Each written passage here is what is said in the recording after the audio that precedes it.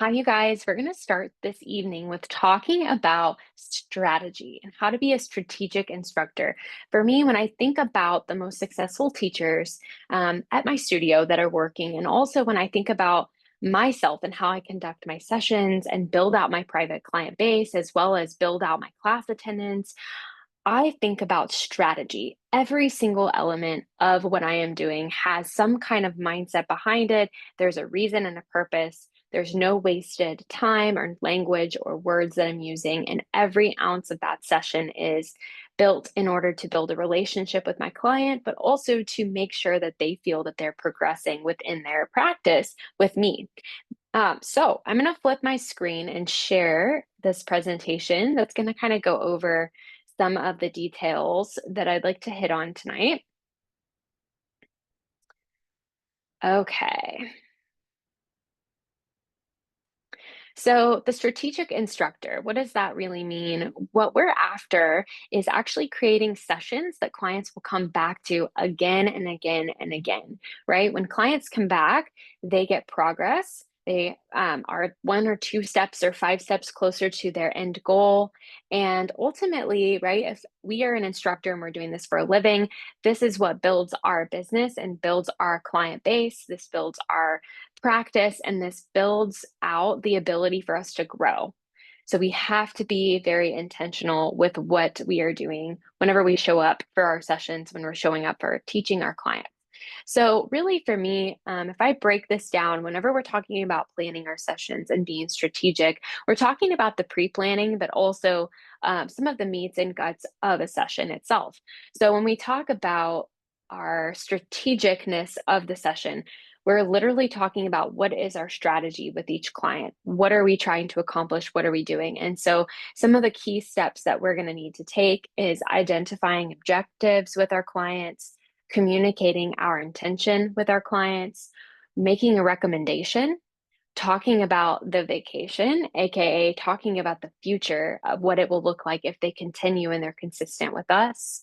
We're also making sure that we book the next session and we're being intentional and strategic about doing that. Okay, so let's dive into strategy part, right? So this is kind of harsh sounding, but it's very true, right? So you need to have a plan or you need to plan on being replaced. So as a teacher, right, especially in the movement industry, we should know that clients and people from all over the world can find workouts for free anywhere online, right? They can do a yoga session for free. They can buy apps now and have memberships online. They can go to a gym and work out. So if they want a workout, if they want a certain type of experience and session, they can find it. Google is amazing. They can even get certifications on their own and create and do their own workouts. So why do they need us? And that is where you have to come in strong. You need to have a strategic plan because half the time our clients don't know the same level of depth in regards to the body, in regards to the movement technique that we are teaching. So we need to show up with that and that ability to demonstrate that so that they build confidence in us as an instructor and realize that they need us, right? And also, other notes for this, right? Clients can absolutely feel when we are winging it. So strategy is what will create certainty and what will create results. It also helps allow you to have confidence in the work that you're doing because you've pre-planned or preconceived kind of those thoughts of what your goals are with that client in each session. So we want to make sure that we're beginning each session with a purpose. So before you even come in, you know you have this client on your schedule for a private, you need to be thinking about that client, what they need, what you believe would help them, and create a strategy for the session. We also want to work smarter, not just sweatier. I think this is so, so true for especially with the Pilates industry in the world we have today. If people want a sweat, they can absolutely find that somewhere else. And chances are for cheaper or for free, right? So our job is just to make sure that we're creating and sharing our knowledge and our expertise so that we're creating smarter clients, which then value the knowledge and the expertise that you're giving them, which again reconfirms why they need you, right? How can we better identify the physical objective? So for example, pelvic stability or opening up our hips, we're going to talk about that on the next slide, but that is really important, right? That we actually have some physical objectives for these clients, because if we don't have those behind the movements we're picking, very quickly it becomes like a list of exercises that we're mindlessly picking for our client to do and complete. And again, if the client isn't given the why, often their brain zooms out and they start thinking about what's for dinner, the 5,000 other things on their plate. They're not present suddenly, they're not engaged suddenly. And then it's like a whirlwind class. At the end, they question, why did they come? So if you can build in these objectives, it's really powerful. And also, this is a really great example of what we're going to get into in a moment too, but building a long-term arc for the client is really what we want to see, right? We need for our client to be focused on today. So we need to come in with that, like, what's our focus for today? They need to focus on that. And then how does that focus of today support their actual why, right? Or their bigger transformation that we're going to hopefully carry them through to as an instructor. We have to paint the picture of what that looks like for them so that each session that they come, they know that they're steps by step by step closer to those goals that are becoming a reality, right? So let's talk a little bit about how we can use this strategy and start creating goals around this, right? So, how do we identify objectives? So, with this, we're looking for targeted wins with every session. There are going to be exercises or moments in the class or the session that the client feels they cannot achieve a certain position or a certain exercise, and that's real, right? And that's why you as as their teacher are there to give them grace and help them maybe identify why they couldn't do the exercise or why something was challenging. And so what we want to start off with is literally just asking the client, what do they need most today? Some examples of this would be, so for if my client was a golfer or some kind of athlete, or they're coming out of being pregnant and just recovering from that, maybe working on some pelvic stability would be really, really important. So I'm going to make sure that the exercises I pick, the objective for them is to really hone in on pelvic stability. Maybe if I have somebody, my client works at a desk all day, or I know that their goal is around getting better posture and achieving better posture, I'm going to make sure that we do some shoulder openings or some chest openings, and I get them to feel that width and that stretch, mobility in their shoulders. And then after that, I would target maybe some scapular stability to reinforce and strengthen that new openness and that new posture, right? And then also, let's say, yes, my client has some rotator cuff injuries or issues or pain, maybe making sure that we hit on some of that strength and shoulder stabilization to help push them or help to create better strength there. And we want to keep it simple, right? We don't want to overwhelm our client with thousands of things and have a bunch of different points we're hitting. Of course, Pilates and movement should be full body and it should be a well-rounded session. But we want to make sure when we're honing in on, say, like our teaching moments or exercises that we know are going to challenge their brain and body or push them to a new level that day, we want to make sure we have maybe 1 to 2 very clear goals that hit on the client's why and reinforce those objectives to create that strategy around our session. And then another thing that you want to make sure that you're really, really doing, because I think a lot of times us instructors forget to do this part because we have our brain is ticking like 5,000 beats a minute, right? We're already, kind of predicting the next thing our client's going to do and like predicting how we're going to respond. We're also trying to remember what our plan was for the day. So there's a lot going on in our brain. And this is why it's really important that you know the work that you're teaching, that you come prepared, that you understand the body, and you know you've planned and been strategizing for your client that you're working with. Because if you have all those things in order, you can pivot very easily and take a moment that's tough and take that and make it a teaching moment instead of worrying and continuing to freak out maybe about the next thing that's coming. You get to be in the moment. So when we communicate intention, we illustrate for the client that we're in charge, right? That we're the authority and we're going to help create not only the strategy we have in plan for their session, but we're getting them involved with it. So this is where we're telling them the why of the exercise or the purpose of the session of the sequence. Because if we don't tell them that why, they really don't care about what they're doing, right? If they're not mentally involved, they're not going to care, especially if it doesn't co-relate with their why. So this is where it's important to let them know, like let them in on your strategy and your plan. They love being involved. And as we know, Pilates and yoga and a lot of the movement modalities that you all teach, it's supposed to be mind-body connection work, right? So how is that fair to the client if we're coming with all this strategy and all these amazing things that we're going to do and teach them and da da da da da? How is it fair to them, right? If we're not actually telling them what's on our mind and what our plan is. It's not. So make sure that you are telling your client what you're seeing, what you think. So here's some examples. Today, we're focusing on hip mobility to ease that tight lower back of yours.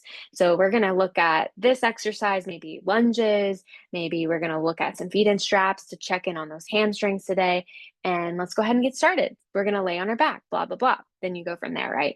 So really being clear, concise, and communicating your intention will help that client understand the why of what they're doing. So they'll be way more open and way more receptive to the what that they're doing with you instead of questioning and doubting it, right? And from there, again, we kind of talked about this just now, but really using kind of more simple language.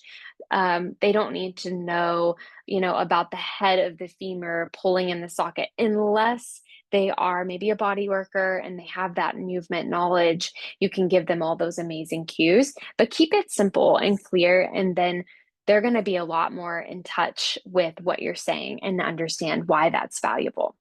And then another thing with this, communicating your intention and being the authority, you have to remember to reaffirm their progress during the session. So many teachers forget to do this. They just go on to the next thing and they say, from here, from there, move here, set this. And when they don't tell the why, the client doesn't care about the what. And then from there, the client doesn't even feel the difference in the change that maybe they made with the correction that you gave them. So how we can reaffirm their progress is saying something like after they've just applied a correction that you've given them, or if you notice they did something really well, just say, did you notice how that felt easier than last time? Or you can even ask, how did that feel this time versus the previous repetition? Let them talk, get them engaged with you, because the more that they are engaged with you, the more you're going to understand how their brain works and you can communicate more effectively with them, be on the same page. And that in tuneness really builds trust and it makes the session so much more fun too, right?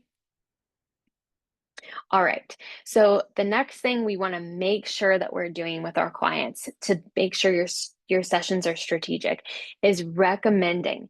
So you have to sell the path, not the session. And this is another thing I see with a lot of new instructors. We freak out because we think, oh my goodness, a session with me costs this much. So I'm going to have to sell that package or that session and it costs. And we just get so overwhelmed by this sometimes. So I want you to think about it this way. When you are working with a client, you're selling them the path towards the trajectory towards achieving their goals, not just the sessions. Okay. So you're not just teaching a class. You're prescribing a solution to their problem, right? We're not giving them a prescription like a doctor, but we're giving them solutions, right? And these solutions come from all the expertise that you have as a movement practitioner, as a movement specialist, as a movement teacher, however you identify yourself. And so what we want to do is tell them, number one, how often should they come? And this is really important because the client does not know, you know, and even if you haven't been told maybe a clear-cut example, the more clear that you can get, the better. So oftentimes to fix your blank pain point to get this feeling better, I recommend you coming 2 times a week. And for a lot of people, if they don't have any other workout regimen and this is their main gig, they need to be coming to see you, or they need to be coming in the studio 2 to 3 times a week. Okay. Because a lot of times, as we've said, clients that are working with us don't have another movement habit. They might walk, and that's wonderful. They might be active, and that's wonderful. But if they're not actively exercising, intentionally putting time in to go to the gym or work out, and Pilates or yoga is their main thing, we need to make sure we're being clear, because if they're not doing this work 2 to 3 times a week, if they're only doing it once every 7 days, think about how many hours are in a day. And when they come to see you, usually it's just 1 hour, right? So they're spending so much time without being reminded of the mental work they need to be doing to be in good posture, good form. And especially if they're brand new to this, they need to be coming actively, frequently, to build that new habit, um, of both how to operate and connect, but also how to develop a new habit of working out. So make sure we're making that recommendation. Give real advice for their lifestyle, right? Example, avoid sitting cross-legged if you're dealing with hip tightness, right? So we get a lot of clients that come in and don't even realize, let's say their left hip is really tight. Oftentimes I'll ask them, how do you sit at your desk? Are you sitting for long periods of time? Because the more that I can give them transferable tactics or tips to bring more awareness, mind awareness, my body awareness to their daily living, that means I can have even more impact on their life, right? And it's not just the time they're spending with me in a session, it's the changes that they're going to make outside the studio as well that makes this work so, so impactful and so amazing for them, right? So make sure that we're actually talking to them about what happens outside the studio, not just the movement and the work in the studio. Um, Another couple of ideas that I love throwing out there, you can assign 1 or 2 daily homework movements. So make sure if you do this that they're simple, quick, and effective. For example, I have a client that has plantar fasciitis, and for us, he can only come twice a week or once a week. So what I told him is, if you have a stair step at your house, take your toes to the edge of the stair step, and I want you to do at least 10 to 20 heel drops and lifts at the edge of that stair step, especially on the days you're not coming to see me. So what that does is ensures that he is actually doing the work outside the studio, a couple of small exercises that are going to be really pivotal to help him get out of pain faster, right? Now, I'm not prescribing a therapeutic exercise plan. I'm not a physical therapist, right? We have to stay within our scope of practice as movement instructors. But we know that an exercise like that is going to be really helpful for a client, especially if they're dealing with pain and every time they come in, they're still having that pain. The more that they do outside the studio that can contribute to strengthening, the better results they're going to get with us too. And the faster they will progress, and hopefully the faster they'll get out of pain, right?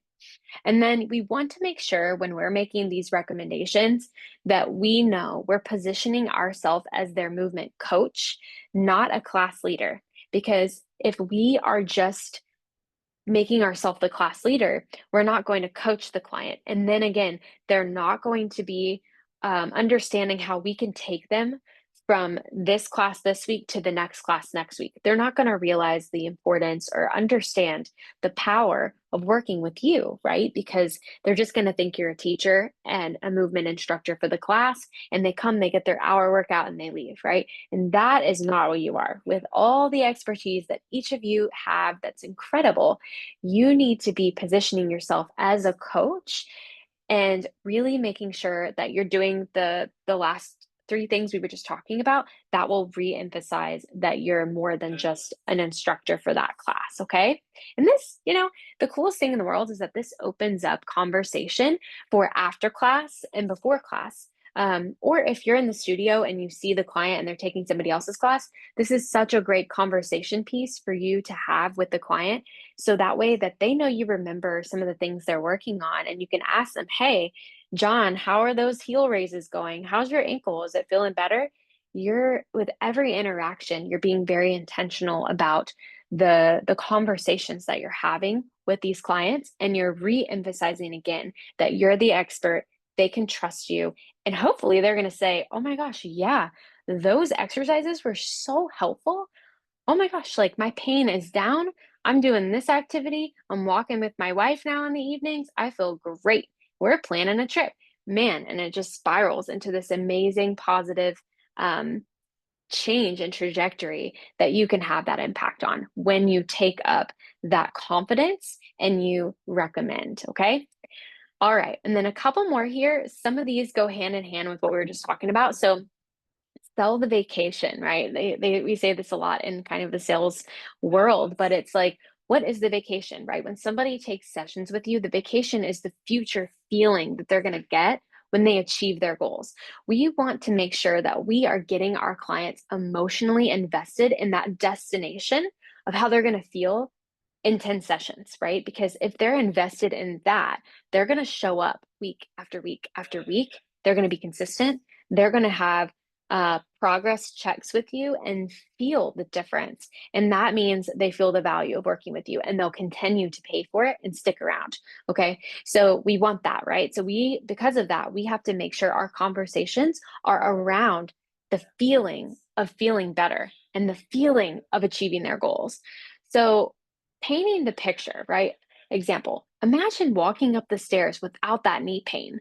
That's what these pull-ups are doing, or that's what these mountain climbers are going to help you with, Terry, right? And you're going to tell them, like, you feel that strength in your glute. It might hurt right now, but that's muscles talking that, and that's muscles working and growing stronger, right? So you have to paint that for them because absolutely, especially if they're new to this and they're doing a hard exercise, they're going to complain and be like, oh, this hurts. Do I have to do this? Why? They're going to really some of them might fight you a little bit or not want to do it, but it's your job to coach them, get them excited, and remind them why, remind them of that vacation.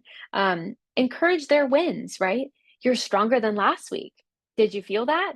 Because sometimes they're going to get negative and be like, I can't do that. That hurt. It really hurts. It still bothers my shoulder. Why does that still bother my shoulder? And that's when you say, you know what? It's okay. This is so much better than last time I saw you. Can you believe now you can lift your arm overhead? Remember, like last week, that was hurting and you couldn't do that. And now, look, you can do that. So let's check that box off, add that smiley face to that small win. And then we're going to keep driving forward. We're not going to let the fact that we aren't to part 10 of that goal yet let us, get us down. We're going to keep going. And confidence is addictive, right? When they feel confident, they're going to feel unstoppable. So you want to make sure that you are driving encouragement and positivity and compliments into your sessions. If you are not telling them, good job, that was awesome. Can you feel that? That was so great. That was so much better than last time. If you're not saying that regularly, I want you to start taking note. You need to be saying that regularly. And one little tip for this is you can, in your personal practice, think about this. When you're working yourself out, are you telling yourself, good job? Are you telling yourself, way to go, Amy, that was awesome. Okay, that didn't feel so hot on my hip, but let's try it again. Okay, I did better on that, but I could work on this. If you're not telling yourself good job in your own personal practice, you're not going to be able to translate that positivity and that confidence into teaching. So make sure that you are telling yourself great job. Now, if you find it hard to do that, I want to encourage you to be taking classes with other teachers. I want to encourage you to book private sessions with other instructors because they will do it for you and they should do it for you. And it will help you build that confidence. Then you can bring and start channeling that confidence into your practice and into your teaching sessions. But your inner dialogue that you have in your head when you're practicing is going to be the dialogue that comes out when you are teaching most of the time because it's very subconscious. So make sure that you are filling in that area for yourself of confidence and boosting that encouragement. Okay. That's the vacation. That's the feeling, the future feeling we're selling. And we have to sell ourselves that too, right? Because if we are not talking to ourselves like that, ain't no way we're gonna sell our clients. Ain't no way, right? Ain't no way. So think about that. Food for thought. All right. Then, oh my goodness, this one is so important. So we have two more things we're gonna cover. Hopefully you are taking lots of notes because this is guaranteed to build that forever client. Book the next session. Never leave it hanging. After the session is done, whether it's a class, whether it's a private, whether it's a duet, whether it's a new client, whether it's a client that's been with you every single week for 10 weeks, book the next session. Have sticky notes beside you, have your phone beside you, whatever you need to do to make sure that you have your calendar ready to go to book that session. If they have no future booking with you, you completely just lost momentum. They walked out the door, and now it's going to be that much harder to get them in. Things get in the way, their schedule changes, they're out of town, they're so and so sick. The kids, it's summer, right? So make sure that you are prioritizing and getting them in the habit, yourself included, of booking that session before they leave. Normalize it, right? Normalize it as next steps. Hey, let's lock in 2 more sessions so we can stay consistent. You're doing so great. I don't want to lose that momentum. What's your schedule next week? Do you have your calendar with you? Boom, do it. Keep it assumptive, right? You're coming next week, right? After your group classes, this is such a great one of like, hey, all right, great job today. Am I seeing you next Tuesday? I can't wait to see you next Tuesday. I'll see you next Tuesday. We're working on this week, so make sure you don't miss it. However you want to word that, but just make sure you're assuming and you're like, there shouldn't be a question. You're coming, right? Because we're working on these things and we're keeping going. And then also, if at any point you're struggling, make sure that, if you're, especially if this is a newer client, make sure you offer the best times. Don't give them all the times that you have, because a lot of clients, like they have either a limited schedule or a really open schedule. And so whenever we offer them like all of these times, it can be a lot. So just give them the best times you have. And then if those don't work, you can say in the bottom, hey, and if these times don't work for you, let me know. I do have some wiggle room on Tuesdays and Fridays. And you can just leave it at that. See what they say, get them scheduled. And that usually helps, especially if it's a client needs to change their appointment time, or it's a newer client and you're really trying to get them on.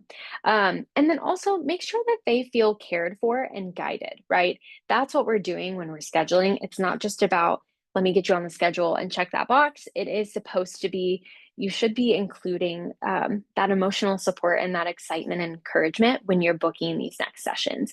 And if you work at a studio like mine, we have a front desk. So I would encourage you, if you're going to do this part of this, make sure that you do it at the front desk or right there. So the front desk can actually help you book that next session, or you can tell the front desk member, hey, so and so, I'm getting so and so booked for my next session. Can you put them down on my schedule for next Tuesday at 5 p.m.? And they should likely be able to go ahead and do that. Okay. All right. Now, the last piece of this is really all to do with the vision, right? So, a pro move that can create forever clients, the following things. These are just extra tips. So, if you're really trying to build out your schedule right now and you are trying to book privates and you're meeting new clients and you're trying to prioritize this for your career, a couple of really big tips that I super advise is using progress tracking. For me, when I first started, I had client logs, and I think most of you have access to that. It's in the modules if you need them. But I would advise like taking like a sheet of paper and actually writing the client's name, writing the client's why, and maybe some of the objectives at the top. And then you have a little block, you put the date of the session, and you're going to write what you worked on in the session. Everybody's a little bit different. When I first started, I wrote down all the exercises that I did because I wanted to remember what they had done before. And then I wrote down any notes to the side of like, this one, she really struggled to stabilize her right hip. This one we need to take a look at next week. It didn't go so well because it bothered her left hip. I want to work on extension of the femur here, blah, blah, blah. You can kind of make little notes. So then when you come to do your next, let's say you see this client on Mondays and Thursdays. Let's say that was the Monday session. Before your Thursday session, maybe Wednesday afternoon or evening or Thursday morning, depending on your sessions, you can sit down and look at that client file and say, okay, based on this information from my last session, I want to make sure we hit these goals and these objectives. Here's going to be my intention and my purpose for this day, this session, and we'll see what happens, right? And then when you get that client in the door, you can tell them, remember last time I saw you, we did this, that, and the other, and we're going to make sure we hit this again today.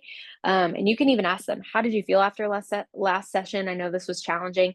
Make sure the exercises didn't cause any pain or anything like that, because you want to make sure, especially if that client's coming from a PT experience, that you're keeping them out of pain. And so again, those are like the personal notes that you can write per session. And then another thing you can write kind of in that file is any personal notes. So let's say their daughter or they mentioned their daughter has a birthday party this weekend. Then the next week you can ask them, how was the birthday party last week? Did you guys have fun? And you can actually have some and build some rapport with them. And that means a lot, right? We're building, like we said, we're building a relationship. We're working with clients and we're getting to know them as a human being, right? They're not just a body that we're like putting through a workout. They're a human and a person. And especially with your private clients, the more that you get to know them and they enjoy the conversation with you, they're going to be a lot more willing to ride the wave and continue to train with you, right? Because they enjoy spending time with you. You're not only their coach and instructor, but you become a friend. And ultimately, that's what we're doing a lot of the time, right? With our clients, especially when we build these forever clients. We're with these clients when they have their parents pass away, when their husband is sick, when their kids are going through trouble at school. We become someone who's helping them handle that, not as a therapist, but as a movement practitioner. And our body holds things, right? And so we can translate that energy, help to build them stronger, stretch and release when they're stressed, to help them monitor and manage their personal goals and help them feel confident in their life, so that no matter what's going on outside the studio, they know that they are cared for and they're succeeding in this session with you. And so just don't forget that part of it, because it is kind of easy to get wrapped up in all of the exercises and the planning and the sessions and the bookings, right? But ultimately, the more you put the client first and you get to know them and build that relationship, the more easy that all of this really becomes. It becomes so natural. And then absolutely, like keeping energy high and transition seamless in your sessions. These are really important. Like between a set, say if you're teaching a class, you want to make sure that you're planning to where every single transition is very clear, concise. You're giving the right setup, the springs. If someone didn't hear you, you're making sure that you reiterate it again. Making sure you give level options for the class. Like if it's too challenging, you can do this. If you want a little bit more of a push, you can change this. In our transitions in our privates, oftentimes, like for a private session, I'm the one moving their box and equipment. And so in those moments, you want to be talking to your client. You're not just quiet, silent. You're talking to them and saying, oh, that was so good. Nice job with those hip flexors. And I'm changing the springs. Oh, and then let's take a look at this. I want to set up the equipment for this. And I'm communicating with them. Go ahead and stand up. I want you to stand over there. I'm going to readjust this for us. And then they're asking you questions. You have a little rapport building there. You're not just quiet. Make sure you're kind of filling those gaps, and it makes the transitions feel smoother. You feel less anxious because you're talking with them. It's comfortable, right? And then make the studio feel like their second home. They should feel from the moment that they walk in, they see you, they light up, they feel comfortable. Introduce them to other team members, other teachers, right? Other clients, especially like, let's say, for example, I had a client forever that was like Fridays at 10, and I had a client Fridays at 11, and they would always overlap. And so in the transition, I introduced them and they discovered they both have a pool. And so they would always kind of chitter chatter between transition, like when one was putting their shoes on and the other was just arriving. And it was always kind of a nice transition. It built rapport between the clients, and especially for the private clients that maybe don't come to the groups, they don't get as much community from the studio. It really does help them feel like they have a community, even if it's, brief and a little less like deep with the community, right? But it still means a lot, and it builds your trust with them as well, because they've met another one of your clients and they were really nice and they weren't mean to them, right? They were warm, welcoming, and connected, and it really does build your confidence and their confidence in you. And then the last final slide of this, right? Superpower here. Strategic is greater than being busy, because when you're strategic, you actually end up sometimes booking these clients 2 to 3 times a week. It doesn't mean that you need more clients whenever you're starting to think like this.